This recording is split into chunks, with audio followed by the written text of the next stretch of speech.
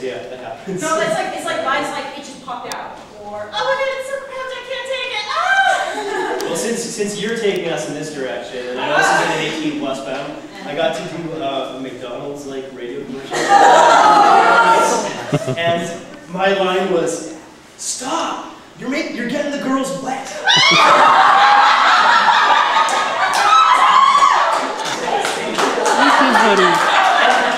So right away I see it, and I just look through the glass of the guys, and I'm like shaking my head. It's gone through the writers, it's gone through the censors, apparently it's okay. Best line ever.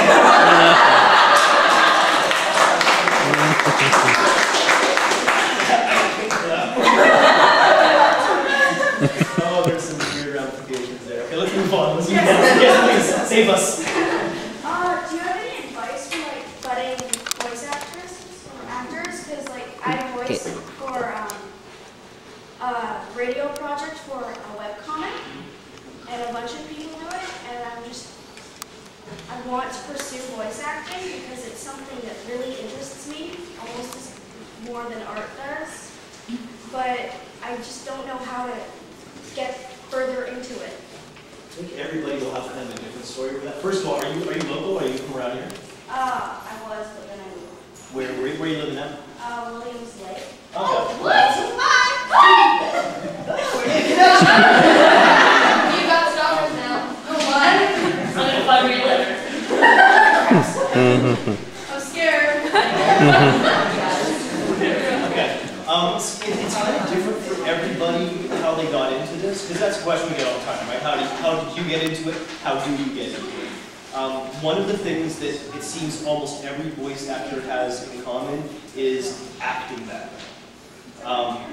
A lot of people can do crazy zany voices, a lot of people can do things with their regular voice and whatever, but it just seems that for the most part, people that end up working consistently in this industry have some kind of an acting background, because it is still voice acting, right? Performance is key. If you can't deliver a good performance through a series that lasts 52 episodes, you're not going to work very often, right? So I mean, that's kind of important as far as getting into the voice industry. I can only really talk about how I got into it, and that was mostly by accident. Like I started off, I was doing theater stuff. I got mixed up with a company called the Vancouver Youth Theatre, so I was doing some like touring productions and things. And there was an agency that was right across the street, and they were kind of watching the kids that would come through the theater, and at one point they approached me and my sister and asked if we wanted to join. And they started sending us out on auditions and things, so of course we said yes please. And so I started auditioning for TV commercials and movies of the week and stuff on camera, mostly. And then I had my first audition for a cartoon, and it was for a show called My Little Ponytail. and I got it, and I loved it. That was it, right? But I mean, so like for me, the only reason that I'm actually working in this industry is because I had somebody behind me, my agent mainly, who was able to send me out on auditions for these projects, right? So my advice, it's not necessarily good advice, well, yeah. So that goes without saying then, right? It's probably bad advice. Well, you never know, right? You can check with the local acting unions.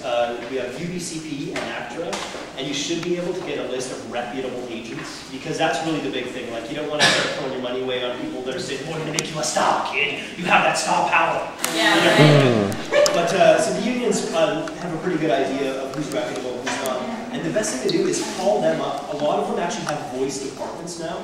So I'll have like a specific agent for voice acting. And the big thing is, okay, for me to get in your roster in some way, what do I have to do? Like, do you have, maybe an acting course you want me to do? Do you want me to come in and show you some of the stuff I can do? Like, before you go and spend a ton of money on putting a demo together or anything like that, talk to some of these people and see what it will take to get you in the door. Because one of the hardest things about getting into this industry is if a show or a commercial product or whatever is coming up, they only have, let's say they're doing casting for one day. Well, they might have 10 audition slots for a particular character, and the first people they're going to call are going to be the local agencies. And they're going to say, okay, agency A, I need you to submit 3 of your talent, so that's 3 spots gone. Agency B, okay, I need 2 of your guys to fill the spots. So I mean, their spots are already taken, so it's hard to kind of knock on the door and say, hey, I want to audition, I hear you're doing this, right? Because they're just not going to have time.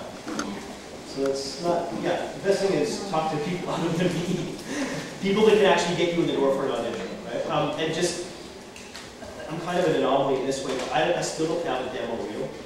I might be getting more work, particularly relay style work, if I had a demo reel, but I've been able to kind of coast along without having one. So that's not the be all and end all of voice acting, is having a kick-ass.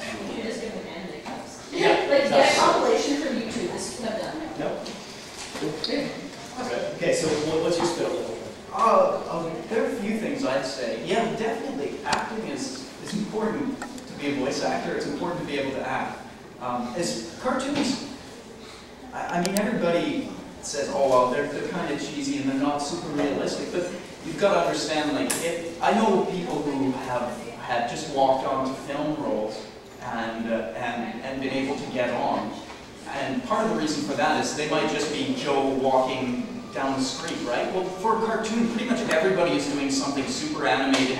Somebody's dying, or somebody's wanting to kill somebody, or somebody's, you know, everybody's doing something crazy. So being able to go there as an actor is very important.